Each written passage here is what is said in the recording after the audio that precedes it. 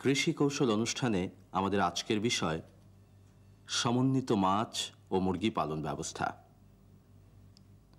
বাংলাদেশের গ্রামে গঞ্জে প্রায় প্রতিটি বাড়িতেই একটি করে পুকুর দেখা যায় এবং গৃহস্থরা সবাই কমবেশি হাঁস মুরগি পালন করে থাকেন। সাধারণত এসব হাঁস মুরগির বিষ্ঠা কোনো উৎপাদনমূলক কাজে ব্যবহার করা হয় না, অথচ আমরা চাইলেই এই বিষ্ঠা সরাসরি উৎপাদনমুখী কাজে লাগাতে পারি। এই কাজটি করেছেন মৎস্য গবেষণা ইনস্টিটিউট। তারা বলছেন, সমন্বিত মাছ ও মুরগি চাষ পদ্ধতিতে মুরগিকে যে খাবার দেয়া হয় তার উচ্ছিষ্ট এবং বিষ্ঠা পুকুরে সরাসরি পড়ার ফলে আর কোনো সার বা খাবার প্রয়োগ ছাড়াই উল্লেখযোগ্য পরিমাণে মাছ উৎপাদন করে বাড়তি আয় করা সম্ভব। এই পদ্ধতিতে একই জমির সর্বোচ্চ ব্যবহার নিশ্চিত করা যায় এবং একই ব্যবস্থাপনায় লাভজনক হারে মাছ, ডিম ও মাংসের উৎপাদন সম্ভব হয়। মৎস্য গবেষকেরা বলছেন, 1 বিঘা আয়তনের পুকুরে সমন্বিতভাবে মাছ ও মুরগি চাষের মাধ্যমে 34,267 টাকা ব্যয় করে যে উৎপাদন আসবে তার বিক্রি মূল্য হবে 65,580 টাকা, অর্থাৎ বছরে নেট মুনাফা থাকছে 31,312 টাকা। প্রিয় শিক্ষার্থী ভাই বোনেরা, পদ্ধতিটি সম্পর্কে এখন যা বলা হচ্ছে তা মন দিয়ে শুনুন, দেখুন এবং প্রয়োজনে লিখে নিন।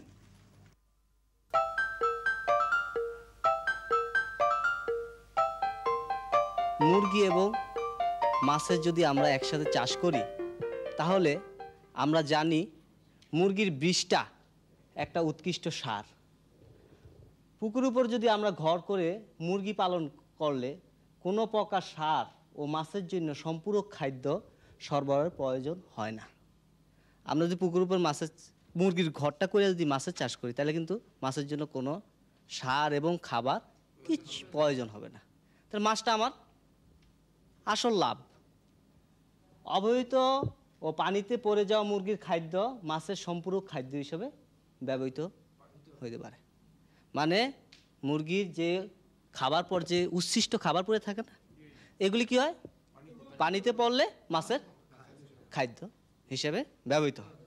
আচ্ছা, পুকুরের উপর ঘর তৈরি করে মুরগি পালন করলে মুরগির জন্য আলাদা কোনো জায়গার প্রয়োজন হয় না। আমরা বাড়িতে কি করি, মুরগির জন্য একটা আলাদা ঘর করি, খোয়ার করি। হ্যাঁ, খোয়ারের লেগে কতটুকু জায়গা নষ্ট হয়। আর যারা বড় করে খামার করে 50-100টা মুরগি হয় তাদের জন্য একটা ঘর করতে হয় পুকুর বা বাড়ির মধ্যে, ওই জন্য জায়গার প্রয়োজন হয়। এখন যদি আমরা যদি পুকুরের উপর যদি ঘরটা তৈরি করি তাহলে আমার ওই জায়গাটা প্রয়োজন লাগে না, তাই না? তা আমার জায়গাটা বাইচা যায়। আচ্ছা, মুরগির বিষটা সরাসরি পানিতে পড়ে বলে সব সময় ঘর পরিষ্কার না করলেও চলে। যেহেতু ঘরটা কি হবে, আমি আপনাদেরকে প্রদর্শনী পুকুর আছে কতগুলি, চাষিরা যারা করছে তাদেরকে দেখাবো। ঘরটা তৈরি করার সময় কিছু ফাঁক থাকে মেঝের মধ্যে, যেখানে মুরগিটা থাকে, ওই ফাঁকে দিয়ে কী হয়, মুরগির বিষটাগুলি পুড়ে যায়। পুড়ে গেলে আর মুরগির বিষটাটা ঘরের মধ্যে আটকে থাকে না, তাহলে ঘরটা তত একটা প্রতিদিন পরিষ্কার করার দরকার পড়ে না, তাই না? আচ্ছা, তা ঘর মাটির সংস্পর্শে থাকে না বলে মোরগ মুরগির রোগ বালাইও কম হয়। আমরা জানি মোরগ মুরগির রোগ বালাই হয় কখন, মাটির সাথে কতগুলি জীবাণু আছে, ব্যাকটেরিয়া কয়, এইগুলি মুরগিরতে রোগের সৃষ্টি করে। আর আমি যখন ঘরটা পুকুর উপর তৈরি করব তখন কিন্তু মাটির সাথে কোনো সংস্পর্শ ঘরটার নাই, সেই জন্য কী হবে, রোগ বালাইও কম হবে, না হয় না বলতে চলে।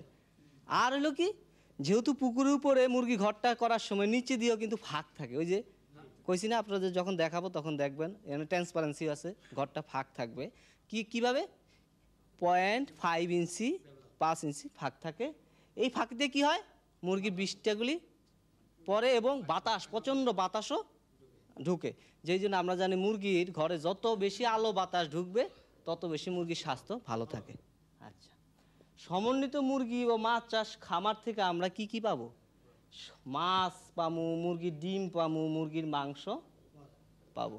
মানে এক ডিলে 2 পাখি বলা যাইতে পারে, তাই না?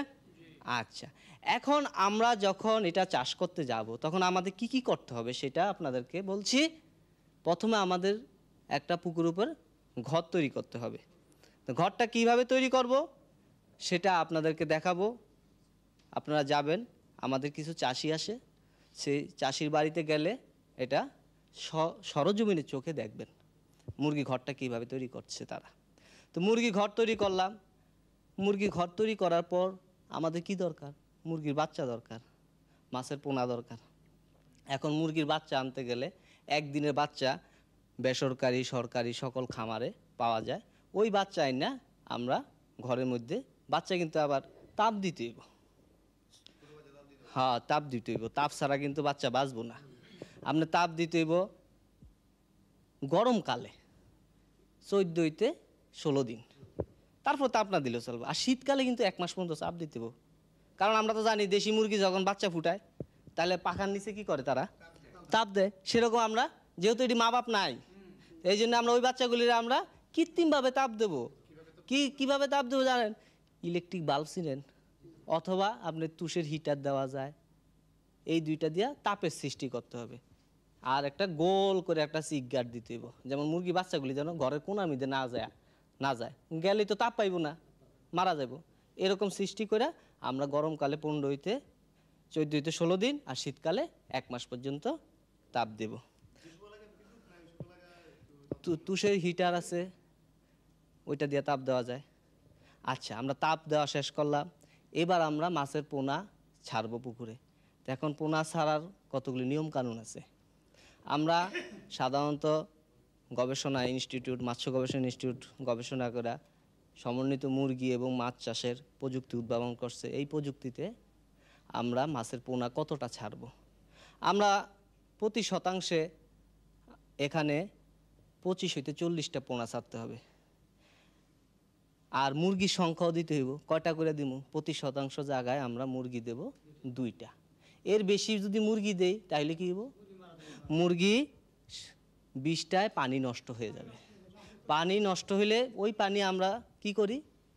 আমরা গোসল করি ওই পানিতে, তারপর আমরা ওই পানি সিদ্ধ করে আবার অনেকে খাবার পানি খায়, সেটা হবে না।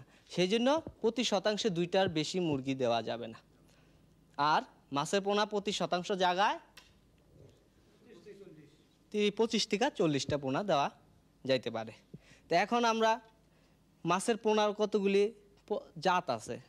আমরা কি শুধু সিলভার কাপ ছাড়া দিব না কোনো দিন, আমরা অনেকগুলি জাতের শতকরা হারে মাছের পোনা ছাড়তে হবে। সেটা আপনাদেরকে দেখাচ্ছি। কি মাছের পোনা ছাড়বো পুকুরের মধ্যে, আর কয়টা মাছের পোনা ছাড়বো, আর মুরগি কয়টা দেব। সেটা হলো, মুরগি দেব প্রতি শতাংশ জায়গায় 2টা মুরগি। আর মাছের পোনার দৈর্ঘ্য হবে 3 হইতে 4 ইঞ্চি। 3 হইতে 4 ইঞ্চি মাছের পোনাটা ছাড়লে ভালো হবে কি, মাছের বৃদ্ধিটা খুব তাড়াতাড়ি হবে। ছোট মাছের পোনা ছাড়লে আবার বৃদ্ধিটা দেরি লাগবে। আচ্ছা, প্রতি শতাংশে মাছের পোনা ছাড়বো 35 থেকে 40টি। আর বিভিন্ন প্রজাতির পোনার আনুপাতিক হার হবে কয়টা, মানে 100টার মধ্যে কয়টা মাছ ছাড়বেন? কাতলা মাছের পোনা ছাড়বেন 10টি, আর সিলভার কাপ ছাড়বেন 30টা, রুই ছাড়বেন 25টি, মৃগেল ছাড়বেন 20টি, গ্রাস কাপ ছাড়বেন 10টি, মিরোকার ও কারফিউ ছাড়বেন 5টি। আচ্ছা, না, এটা হলো প্রতি শতাংশ। তো আমরা মোট মাছের পোনা ছাড়বো 40টা। আচ্ছা, 40টার মধ্যে ধরেন আপনার একটা পুকুর আছে 20 শতাংশ, হ্যাঁ, তো আমি যদি 40টা করে পোনা ছাড়ি শতাংশে, 20 শতাংশ কয়টা হয়? 800 পোনা হয় না? তা 800 পোনা, তা 800-র মধ্যে কাতলা ছাড়বেন শতকরা 10টা, মানে হলো 100টার মধ্যে 10টা, 800-র মধ্যে কয়টা? 80টা। এই তো এইভাবে আপনার এই শতকরা অনুপাতে মাছ পুকুরে ছাড়বেন। তা মাছও ছাড়লেন পুকুরে, মুরগিও দিলেন। তো মুরগির জন্য খাবারের দরকার আছে, তাই না? তা আমরা মুরগির একটা সুষম খাবার না দিলে মুরগির বৃদ্ধি হইব না, মুরগি ডিমও দিব না। তো সেই জন্য আমাদের কি দরকার?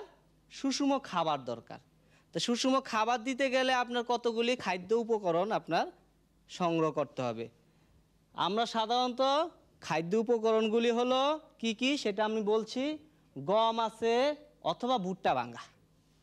তো শতকরা এখানে আছে 0 থেকে 8 সপ্তাহ পর্যন্ত। মুরগির বাচ্চা 8 সপ্তাহ পর্যন্ত এই হারে, মানে 100 কেজি খাবার করলে আপনি গম দিবেন 45 কেজি।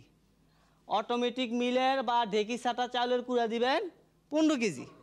আচ্ছা, শুটকি মাছের গুঁড়া বা শামুক ঝিনুক পাওয়া যায় গ্রামের মধ্যে অনেক, ওটা ভিতরে মাংস আছে, মাংসটা দিবেন 10 কেজি, গমের ভুসি দিবেন 8 কেজি, সয়াবিন মিল আছে বা আস্ত সয়াবিনটাকে সিদ্ধ করে 30 মিনিট সিদ্ধ করবেন, সিদ্ধ করার পর আপনি ওইটাকে শুকাইয়া মিলে ভাঙাইলে সয়াবিন মিল অথবা আস্ত সয়াবিন বীজ সিদ্ধ দিবেন 9 কেজি, তিলের খোল দিবেন আপনি 11 কেজি, ঝিনুকের গুঁড়া দিবেন 1.5 কেজি, লবণ দিবেন আধা কেজি, সর্বমোট 100 কেজি।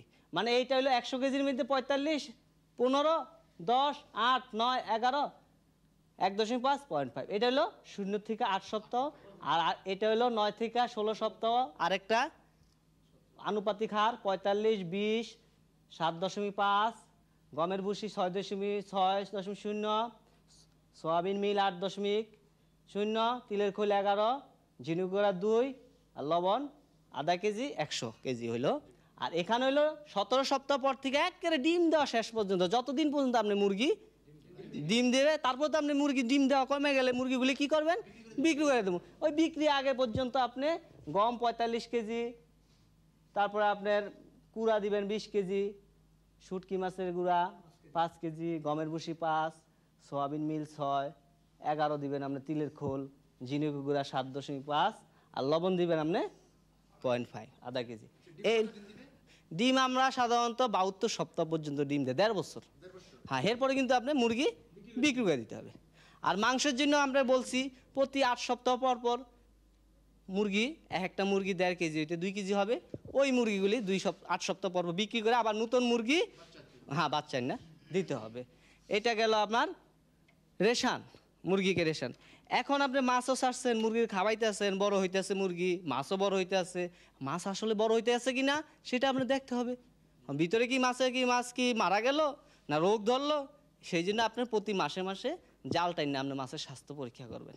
তো মাছের স্বাস্থ্য পরীক্ষা করলেন প্রতি মাসে মাসে, 1 বছর পরে মাছগুলি সবগুলি মাছ বিক্রি করে দিবেন, আবার নতুন মাছের পোনা ছাড়বেন।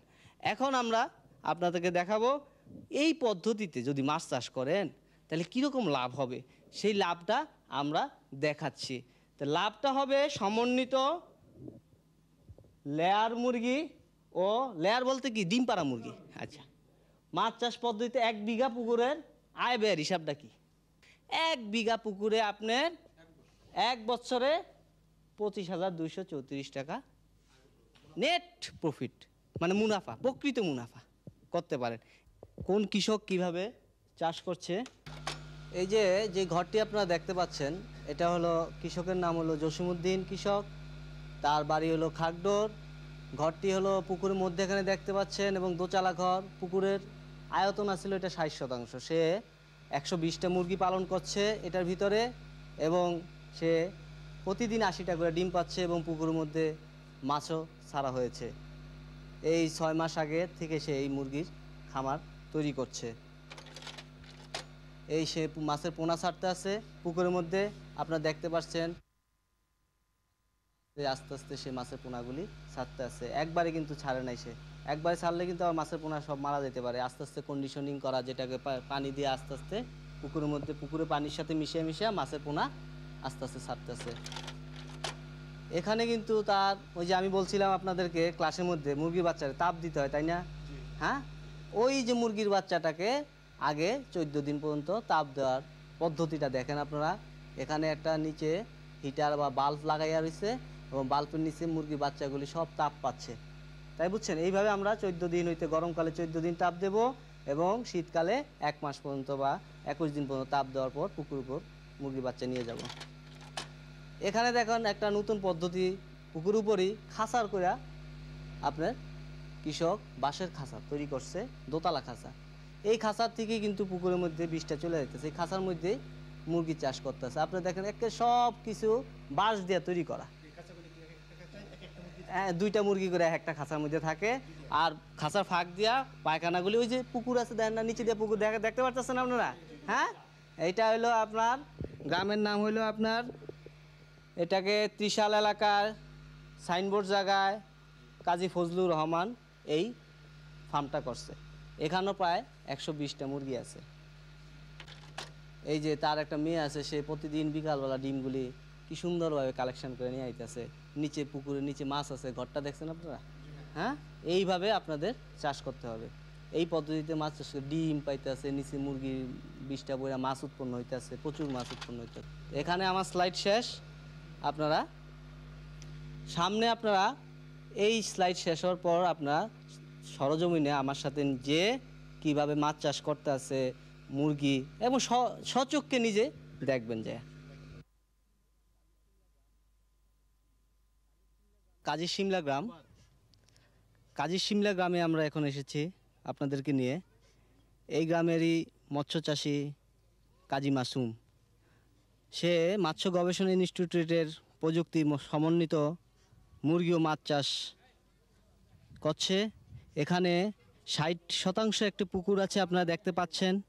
এই পুকুরে সে মৎস্য গবেষণা ইনস্টিটিউটের কারিগরি সহায়তায় সমন্বিত মুরগি এবং মাছ চাষের আজকের থেকে 3 মাস পূর্বের থেকে আরম্ভ করছে। আপনারা এখন পুকুরের উপরে মুরগির ঘরের দৃশ্যটা দেখছেন। আমি আপনাদের ক্লাসে বলছিলাম যে পুকুরের উপরে মুরগির ঘর করতে হলে যে মেঝে মাচা যেখানে আপনার মুরগিটা রাখবেন তার বাতার ফাঁকটা কতটুকু হবে তা আপনারা দেখতে পাচ্ছেন, এবং মুরগির খাবার পাত্র পানির পাত্র কিভাবে দিবেন তাও দেখতে পাচ্ছেন। মুরগির জন্য যে আলো বাতাস প্রয়োজন, সেই জন্য মুরগির ঘরটা আমরা 2 ফুট যে ভেন্টিলেশন বা আলো বাতাস প্রবেশ করার যে বেড়া সেটা দিয়েছি, কেচি বেড়া যাকে বলে, বাঁশের বাতা দ্বারা, সেটাও আপনারা দেখতে পাচ্ছেন এখানে। আর আপনার নিচে দেখতে পাচ্ছেন ওই যে আপনাদের বলছিলাম মুরগির বিষটা এবং মুরগির উচ্ছিষ্ট খাবার ফাঁক দিয়ে পড়ে যাচ্ছে এবং মাছটা খাচ্ছে, সেটা আপনারা সচক্ষে এখন এখানে দেখতে পাচ্ছেন। মাছগুলি আছে মাচার নিচে এবং মুরগির পায়খানাও নিচে পড়তেছে এবং মুরগির উচ্ছিষ্ট খাবারও নিচে পড়তেছে, তা মাছ খাচ্ছে। আপনারা এখন দেখছেন সমন্বিত মুরগি এবং মাছ চাষের মাছের ধরার দৃশ্য। কাজী মাসুম এই গ্রামেরই ছেলে, যে এই পদ্ধতিতে মাছ চাষ করে এই বছরই এখান থেকে 18,000 টাকা মাছ বিক্রি করেছে। এখানে সে মাছের পোনা 60% পুকুরে মাছের পোনা ছেড়েছিল প্রায় 2,000 এবং মাছ বিক্রি করেছে এই পর্যন্ত 3 মাসে 18,000 টাকা মাছ বিক্রি করেছে। এই অবস্থায় আপনারা মাছের দৃশ্যটা দেখতে পাচ্ছেন কি পরিমাণ মাছ এই পদ্ধতিতে উৎপন্ন হয়। আমি সর্বপ্রথমে মৎস্য গবেষণা ইনস্টিটিউট ময়মনসিংহ গৌতমবাবু কর্তৃক পরামর্শ নিয়ে আমি প্রথম একটা পুকুর 70% বিশিষ্ট একটা পুকুর লিজ নিই। ওখান থেকে লিজ নিয়ে আমি যখন 1 বছরে 60,000 টাকা প্রফিট পাইলাম, পাওয়ার পরে আমি আরও 3টি পুকুর নিলাম।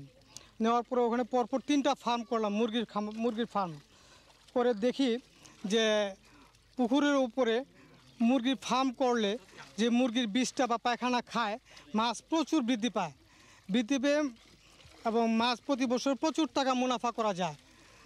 এমনিভাবে আমিও মৎস্য গবেষণা ইনস্টিটিউট কর্তৃক পরামর্শ পেয়ে এই সকল কাজ করতে শুরু করছি।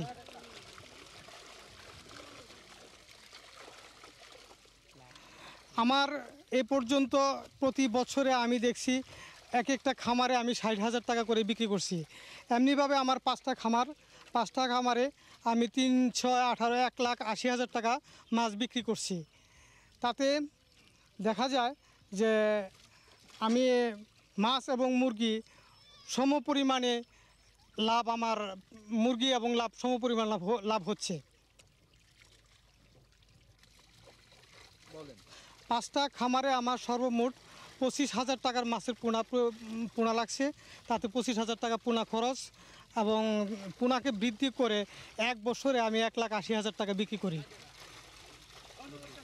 মৎস্য গবেষণা ইনস্টিটিউটের উদ্ভাবিত এই পদ্ধতিতে মৎস্য বিজ্ঞানীরা 1 বিঘা আয়তনের পুকুরে সমন্বিত পদ্ধতিতে মাছ ও মুরগি চাষ করে বছরে 31,312 টাকা আয়ের কথা বললেও বস্তুত খামার পর্যায়ে সেই আয়ের অংশ অনেক ছাড়িয়ে গেছে, যা একটু আগেই খামারের কাছ থেকে শুনলেন।